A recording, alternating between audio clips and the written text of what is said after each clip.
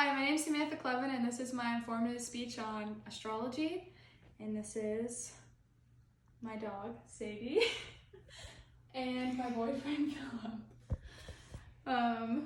So first I want to talk about, what is astrology? Astrology is a type of divination that predicts and influences human and human occurrences. Most people know about their sun sign, which is, like what people see when they talk about like they're Taurus, they're Libra, they're Capricorn.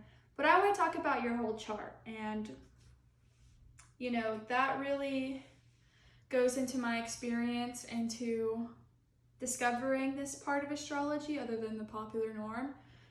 I am a Capricorn.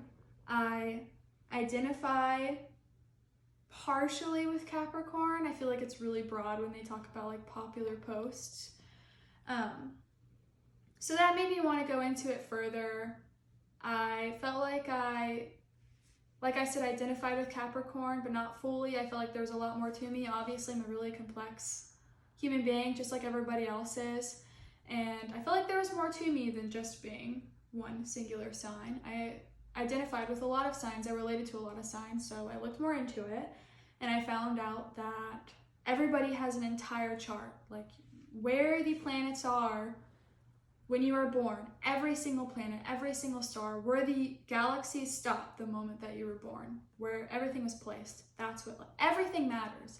Everything put energy into who you are and your fate and your destiny and your personality and everything that has to do with you.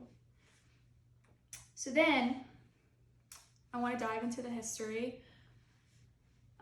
Astrology has been around for more than 2,000 years. It's been really grouped in with astronomy, the science. The Babylonians are credited with the birth of astrology. And then the Greeks, Romans, and Arabs were the first civilizations to really adopt it and use it as a point to discover the outcome of wars, political issues, really just used it as a science to make sense of the chaos that the world had. Some of the zodiac signs are to group together the fire signs, the water signs, the earth, and the air. The fire signs are Aries, Sagittarius, Leo. The water signs are Cancer, Scorpio, and Pisces. Air signs Libra, Aquarius, Gemini, and earth signs Capricorn, Taurus, and Virgo. Water signs are usually more intuitive, emotional, really sensitive, and this kind of makes them like borderline psychic intuitive. They're very capable of reading other people's emotions more in depth than most people are because they're so sensitive. Security is really important to them, and how they affect other people really depends obviously on the person, but usually it's either very refreshing or it's very, suffocating. It's very drowning with how deep they are. Fire signs are passionate, they're super complex, they're very hot-headed or temperamental. They can comfort some, but they can also destroy others with their fire. They also burn out pretty quickly, but can also restart their fire from the ashes, so they're very resilient. They tend to need to be more nurtured and managed more carefully than the other signs. Air signs, they're more about actions, ideas, and motions. They're very ideological. They're very inept to change.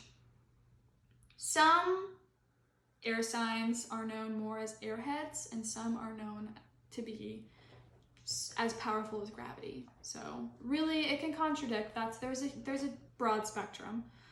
And they're always an adventure. Earth signs, they're more grounded, obviously. They're stable, they keep it real. They're slow and steady. They're very loyal, very practical. And some can be a little bit too materialistic or too surface of things to dig into depth. So how to calculate your chart, I wrote in a reference to go on to astro.cafeastrology.com. This is so you can insert your date of birth, the time of birth, and your birthplace to really see your entire chart and see everything that is about you. So what I'm going to talk about in this speech is your big three, which is your sun, your rising, and your moon. Your sun is supposed to more tell you about your ego, identity, and role in life. And your moon is more your emotions, moods, and feelings. And your rising is the mask you present to people. So for me, my sun is in Capricorn, my moon is in Libra, and my rising is in Cancer. And this is very, very indicative of who I am as a person. Like I said, thought that I was just subject to being a Capricorn. And when I found out my whole chart, and to get deeper into depth, which I can't fit into this whole speech, to get into the houses of my signs, it really told me, or not told me, but really validated who I am as a person. And it's really important to me because I'm not very good at identifying who I am. And for something close to a science or a science, as far as I'm concerned, to really describe who I am with the words that I could never have come up with really just changed my life. And I think it can tell a lot about anyone. So thank you guys.